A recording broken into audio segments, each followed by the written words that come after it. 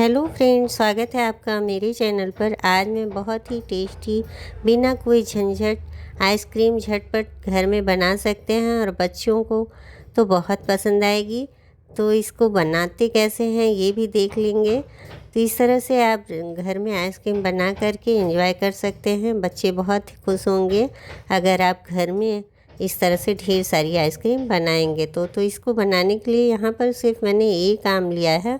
आपको जितना बनाना है आप उसी हिसाब से लीजिएगा। एक आम को मैं इस तरह से छील ले रही हूँ। आम को पहले अच्छी तरह से धुल करके ले लीजिएगा और ठंडे पानी में कुछ देर के लिए रखने के बाद ही लीजिएगा, जिससे इसकी गर्मी निकल जाए।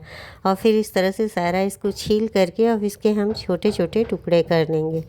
इस तरह से हम नाइफ़ की सहायता से इसके टुकड़े कर ले रहे हैं और फिर इसको सारा पल्प इसका निकाल लेंगे और सारे पल्प को निकाल करके हम मिक्सर जार में डाल देंगे।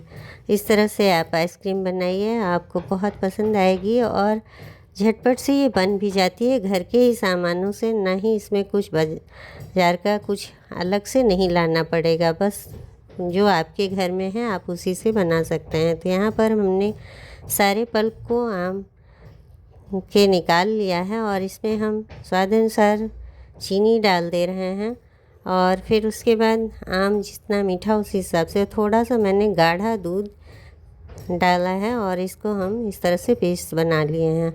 फिर हम ये जो चाय वाले मोल्ड आते हैं बस उसी में हमने इसको डाल दिया है। अगर आपके पास ये नहीं है तो आप स्टील की गिलास भी यूज़ कर सकते हैं। और इस तरह से हम सारे मोल्ड में इस तरह थोड़ा थोड़ा बैटर को मतलब मैंगो को डाल देंगे, पिसे हुए मैंगो को, और ऊपर से हम काजू बादाम की कतरन डाल रहे हैं। अगर हो तो डालिए, नहीं तो स्किप कर सकते हैं। काजू बादाम पिस्ता जो भी हो आपके पास बारीक काट करके डालें तो खाने में स्वाद और बढ़ जाएगा। जब मुंह में ये छोटे छोटे टुकड़े आपके आएंगे तो बहुत ही अच्छा लगेगा ये आइसक्रीम। तो इस तरह से हम सभी मोल्ड में भर करके और ये हमने एल्युमिनियम फॉयल लगा दिया है जिससे बर्फ़ ऊपर ना जमे। आप किसी भी चीज़ से कवर कर सकते हैं। पॉलीथीन को छोटा छोटा काट करके रबर बैंड लगा करके भी आप कवर कर सकते हैं। बस इसको कवर करना है, ढक करके रखना है। आप छोटी सी प्लेट भी ऊपर ढक करके रख सकते हैं। इस तरह से आप आइसक्रीम बनाइए, बहुत ही टेस्टी बन करके तैयार हो जाती है। तो मैंने यहाँ पर सभी चाय वाले मोल्ड में रख दिया है। ये चाय वाले कप जो आते हैं ना, बस उसी में हमने सबको रख दिया है और इस तरह से हम ये आइसक्रीम तैयार कर लेंगे। तो यहाँ हमने सबको कवर कर दिया है और फिर हम कुछ को जो है किसी और में भी आप रख सकते हैं। जैसे कोई एयर टाइट डिब्बा है आप उसमें भी जमा सकते हैं आइसक्रीम को। अभी हम इसी तरह से सारे आइसक्रीम के जमा के दिखाएंगे आपको।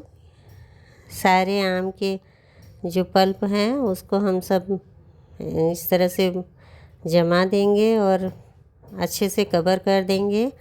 तो अभी हमारे पल्प कुछ बचे हैं और उसको हम एक एयर टाइट डिब्बे में रख देंगे। थोड़ा सा हम इसमें नाइफ़ की सहायता से छेद करेंगे और ये जो आइसक्रीम स्टिक आती है उसको हमने 2 टुकड़ों में कर लिया है। छोटी छोटी हम लगा दे रहे हैं।